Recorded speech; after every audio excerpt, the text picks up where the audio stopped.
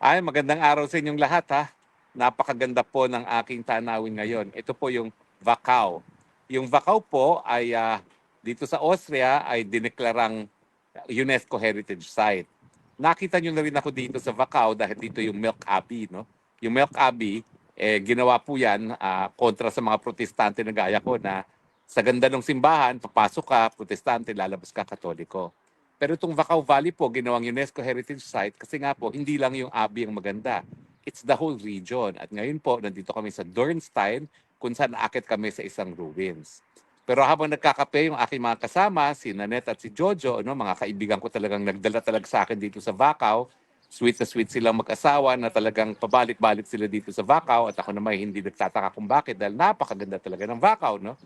Ang pag-usapan po natin, abay, lintik lang ang walang ganti dahil nagsampa na po ng demanda itong si Attorney Mans Romulo laban sa Anti-Money Laundering Council at sa mga miyembro ng Injustice Committee dahil sa pagbubukas ng kanyang mga bank accounts. Ano ba ho sinasabi ng batas? Well, una-una po, no, nakasaad po sa saligang batas, no, the people shall be inviolable in their persons, places, and papers. Kasama po dyan ang bank accounts. At ang nagpapatupad nitong provision ng ating saligang batas ay dalawang batas, yung Bank Secrecy Law at saka yung Anti-Money Laundering Law, no? Sang-ayon po dito sa Bank Secrecy Law, talagang hindi po pwedeng isa publiko at buksan ang mga bank deposits to inquire upon ng walang court order. No?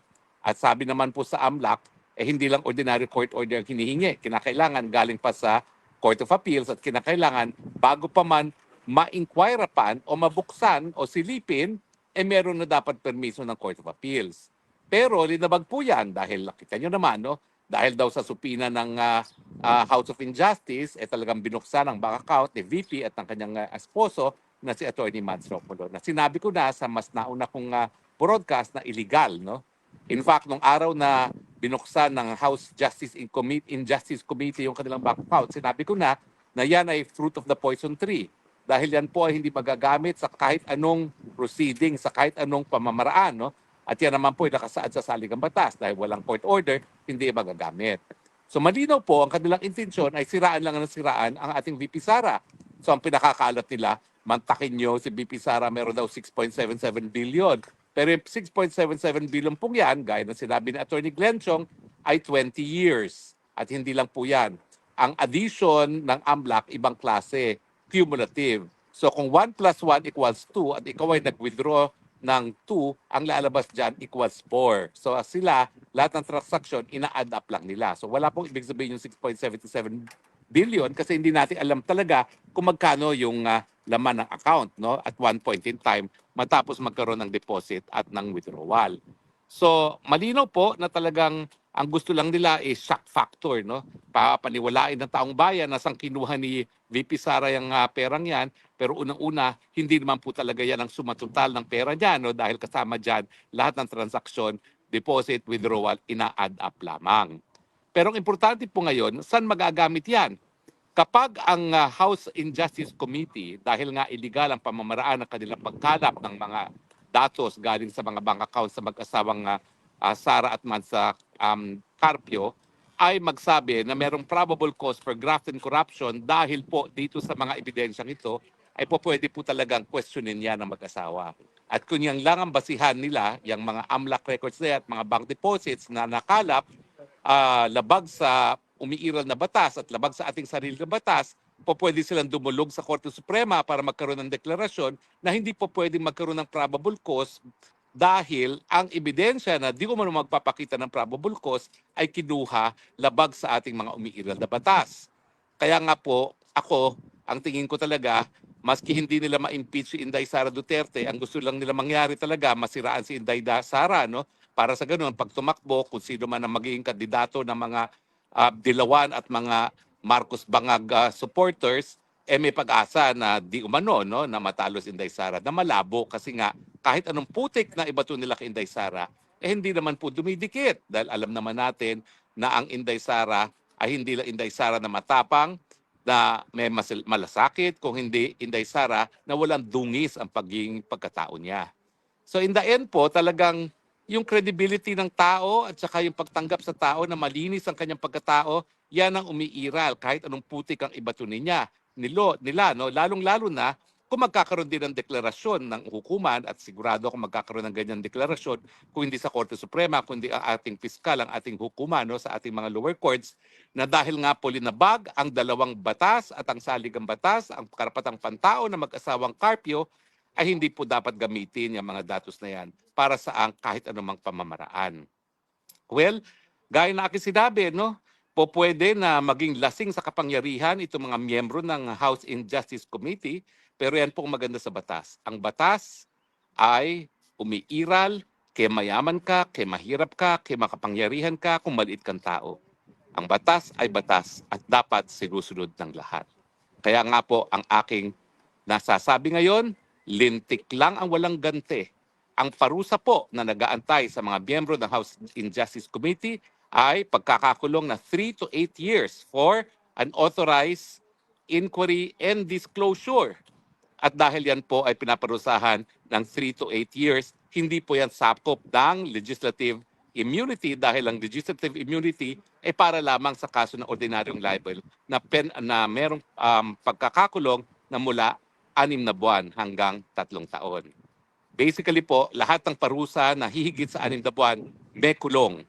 Kaya asahan natin, Luistro, hahalik ka rin sa malamig na rehas ng kulungan, at kahit ikay magtago gaya ng ginawa mong pagtago sa iyong asawa, ikaw ay mapapanagot dahil alam ng milyon-milyong mga Pilipino kung anong ginawa ninyo. Binaliwala nyo ang saligang batas, binaliwala ninyo ang Bank Secrecy Law, binaliwala nyo ang AMLAC Law. Okay, ang pinail po namin ay isang criminal case po dahil sa paglabag ng Section 8A, RA 9160 na naamendihan ng RA 11521. Ang sinasabi po sa batas ay bawal po na isiwalat ng AMLAC kahit anong informasyon na nalakap nila sa mga bangko. So yun po yung sinasandigan namin, yung Section 8A po ng RA 9160. Sir, sabi naman ng Congress, they have the power daw ang Congress at subpoena power. Teka lang. So, kung babasahin po natin yung batas na yon, na-amendahan siya noong 2021, RA 11521. Inamendahan ng RA 9160. So, 2021 po, yung batas na yan, pinatupad po ng Kongreso, di ba? So, ang batas, bago maging batas, pinag-uusapan, di ba, sa House, sa Senado. So kung meron silang gustong exception doon sa batas na yon, dapat nilagay nila. Ang Section 8A po ay malinaw. Nasabi ron, the AMLAC and its secretariat shall not in any way disclose any information in any manner. So anong ibig sabihin ng in any manner? Sa kahit na anong pamaraan, hindi pwedeng maglabas ng informasyon ang AMLAC. So kung gusto nilang may exception doon, dapat Kongreso mismo nagsabi na except number A, except number 2. Wala eh. Basahin po natin, Section 8A. At ang buong AMLA na batas, wala pong exception. Attorney, bakit kasama sa mga sinampahan ng reklamo yung mga kongresista mula sa liberal at bayan? Hindi naman dahil sa liberal or bayan sila. Dahil, kung makikita po natin ang nangyari sa Kongreso, sa House Committee on Justice, sila po yung nag-udyok na ilabas. Di ba? Sila yung nag-motion, sila yung nag-second demotion, at pinirmahan yung subpoena. Na dahil dun sa pinirmahan ng subpoena, nilabas naman ng AMLAC. So yun po yung kaso namin. Kung sino man po ang lahat nung may kinalaman sa paglalabas ng mga informasyon daw, tungkol daw sa mga bantang transaction na ito, ay dapat managot. Yun na naman ang sinasabi ng aming kliyente sa Atty. Carpio.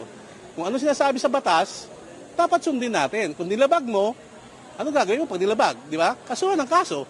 Ito na po yun. Sir, what are your reaction sa daw ni Senator Laila? Teka. Ano po yun? Do you maintain na wala pong wrongdoing doon sa 6.7 billion daw sa account po nila Sir Manasseh SBP? Ay, ang kaso namin na sinampa rito, hindi po ang issue ron yung totoo o hindi. Di ba? Ang sinampa namin kaso tama ba na ginawa ng AMLAC na magpalabas daw ng mga transaction reports? Di ba? Ngayon, kung sinasabing totoo o hindi, hindi po dito sa piskal na dapat nasagutin yon. Siguro baka dapat sa impeachment court. Di ba? Hindi naman po parte ng impeachment si Atty. Carpio. Pinipilit po siya na madawit sa impeachment na pribadong individual. Diba? Hindi naman porket may akusasyon ka o meron kang hinanaing sa isang tao, pwede ka nang gumawa ng labag sa batas. Pwede ka nang gumawa ng illegal. Diba? Para saan pa mga batas natin na pinasa ng Kongreso mismo kung hindi natin tutuparin, kung hindi natin susundin. Diba? Di ba parang awkward, di ba?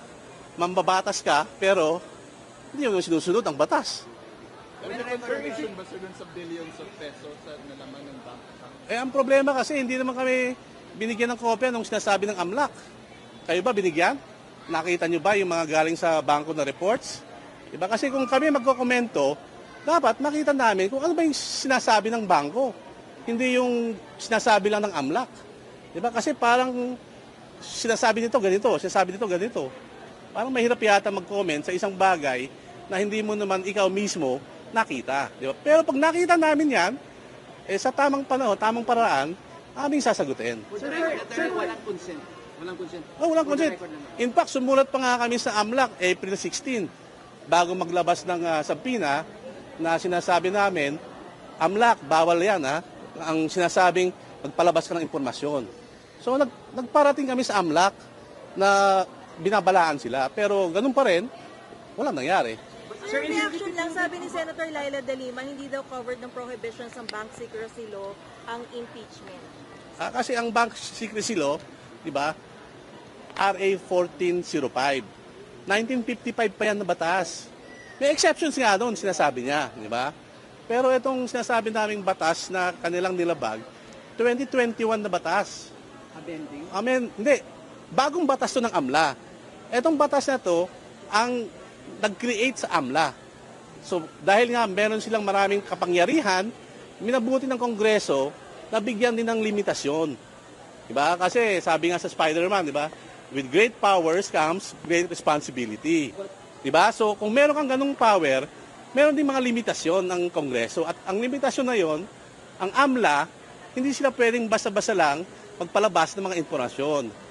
So, in any manner nga basahin yung Section 8A. So sir, kahit mag-proceed ito sa Senado na tatayong impeachment court, you're saying na hindi rin to allowed na ilabas yung mga bank transactions and bank records ng Vice at ni Sir Carpio? Hindi, ang sinasabi namin, yung AMLA, bawal maglabas ang AMLA ng kahit anong impormasyon. Ngayon, kung gusto lang usisain yung mga bank reports, bank information, meron namang paraan sa batas. Diba? Pero ang sinasabi namin, yung AMLA mismo, hindi pwede maglabas ng kahit anumang impormasyon na nakuha nila galing sa mga bangko. Ngayon, nasa batas naman kung paano legal na paraan para kumuha ng bank information. Nasa batas din naman yon. Pero ang sinasabi lang namin, AMLA mismo, ang Kongreso mismo nagsasabi, bawal ka AMLA. Bawal ka maglabas ng kahit anong impormasyon. Sir, for the record po, hindi po tayo maglalabas din ng yung AMLA report sa Senate na sa impeachment court. Hindi naman kami pwede maglabas Kasi ang AMLA, siya ang dapat na maglabas ng impormasyon. Diba? Ang AMLA kasi, kung titignan yung batas, ang AMLA ay ginawa para sa money laundering. Diba? Para siya mag-imbestiga ng mga money laundering acts. Ngayon, hindi mo po pwede namang gawin na wala ka namang money laundering na fina-file, tapos magsisiwalat ka ng mga informasyon. Yun ang pinapahintulot na ayaw ng batas. Na sinasabi ng batas, bawal yan, pwede kang makulong 8 years. Okay? Kaya, kung susundin natin ng batas, wala sanang problema. Wala sana to Diba? Kumuha sila ng bank inquiry order.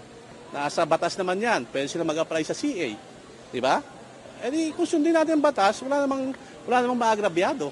Sir, Sir, is it correct to say na you neither admit nor deny the financial disclosures dun sa nilabas ng AMLA during the impeachment? Kaya unang sinasabi ko nga, paano namin ma-deny or ma-admit yung mga sinasabing transaction kung hindi naman kami binigyan ng kopya ng AMLAC at hindi naman kami binibigyan ng kopya ng mga reports kung saan galing ang summary ng AMLAC. Pero in my, sa pag-uusap namin ni Attorney Carpio, he vehemently denies having 6 billion ba yun o 3 billion? He vehemently denies that. Pero sir, wouldn't it be prudent for the Vice President and her camp as well, including if possible, to answer those charges in the House impeachment hearing? Ayokong pangunahan ng mga abogado ni VP Sara, no? Kasi meron siyang sariling abogado.